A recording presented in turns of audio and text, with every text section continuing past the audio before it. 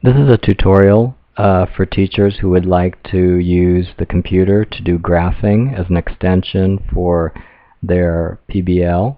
The application Geogebra is a free application. Not only is it free, it can be run from a web browser without installing anything on your computer, or it can be downloaded and installed on a Windows or Macintosh or Linux PC. And so first you go to the geogebra.org site, and then you click on free software, and then it gives you some options. If you want to just run it off the browser, you click on Java Web Start, and if you want to download it for your Windows or Macintosh computer, you just click on that and do an installation. And what I'm going to show you today is using the Windows application installed on the computer. The first screen that comes up when you open up Geogebra is this screen, which has the menu at the top. It's got algebra on the left, it's got graphics on the right, and then at the bottom it's got an input field. So I'm going to show you how to set up the graphics part. One thing you usually want is you want the coordinate grid, so you do right mouse button and you click on grid, and that'll put a grid on there. If you zoom in a little bit using the mouse roller, you can see that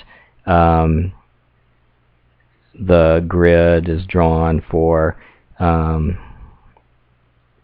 different intervals. The closer you get, the more closely it's drawn. The rightmost icon tells you you can zoom in or zoom out or shift the origin around the screen. Okay, what I'm going to show now is how to graph points on Geogebra. So let's take the case of the PBL. These are the points we want to graph from the PBL. So let's graph 0, 20 first. The easiest way to graph is you just go to the input field and you type the ordered pair 0, 20 with parentheses and hit enter, and then it graphs the point like that, 0, 20. The other way you can graph is you look at the next point, 10, 25, or let's say 20, 30. That's easier. Let's say that you want to just position this on the graph without typing in the point. So we want to position the point 20, 30. So we'll go to the second icon, which is new point, and we'll go to x equals 20 and y equals 30, and we'll just click right there, and then that makes the point 20, 30. Okay, let's say that we've already graphed all of our points. On the screen now you can see that there's 5 points, these points shown here. Some of the points are from the unlimited plan and some of the points are from the standard plan.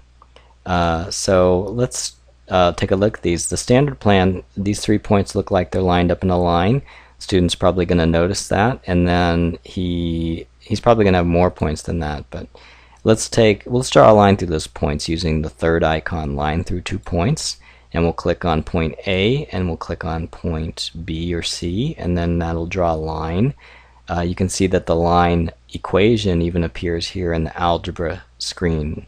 Now it shows up in standard form, but if you want to change that to slope-intercept form, you just do right mouse button and click on y equals mx plus b, and that'll show the equation for that line. Now I'm going to show you how to mark intersections and figure out what their coordinates are. So just go to the second icon, and there's one called intersect two objects. You click on that, and then you just go to each of the intersections. I can see 3 intersections here between the 3 lines that represent the 3 plans. Here we have the unlimited plan, which is just a flat line.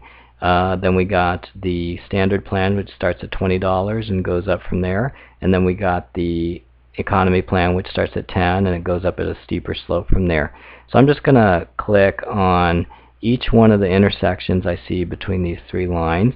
Geogebra automatically names the points and puts them over here. So you can actually check, like I have H and I here. H and I have coordinates 30, 40 and 40, 40. Now if I want to label these points with their ordered pairs, I can just like put the cursor on top and choose right mouse button and object properties, and then I choose show label name and value and close that, and then you can see that now it's labeled with the coordinates. So I'll just do that for each one of these points. Now I'm going to show you, now that we have like all of our intersection points labeled with their coordinates, we're going to label the lines.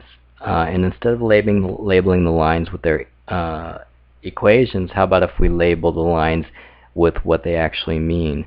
So this horizontal line, if you remember, represents the unlimited plan, where you pay $40 regardless of how many text messages you sent. And so here you can use the icon that's third from the right called Insert Text, and you're going to click on that, and then you just put it where you want to put the text, and then you're going to type something in. So let's call this horizontal line the unlimited plan, and then we'll just hit OK. And then so we're going to label each one of these lines with their plan name, and then I'll also label these axes as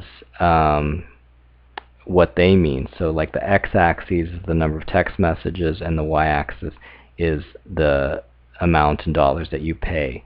So I'll label those two. Finally, I'm just going to show you how to label the axes.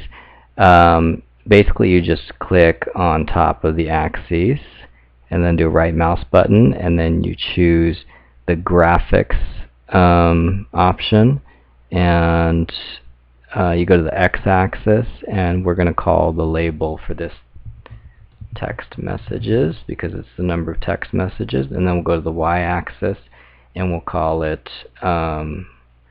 price, and for unit we'll put dollars, and then we just close it,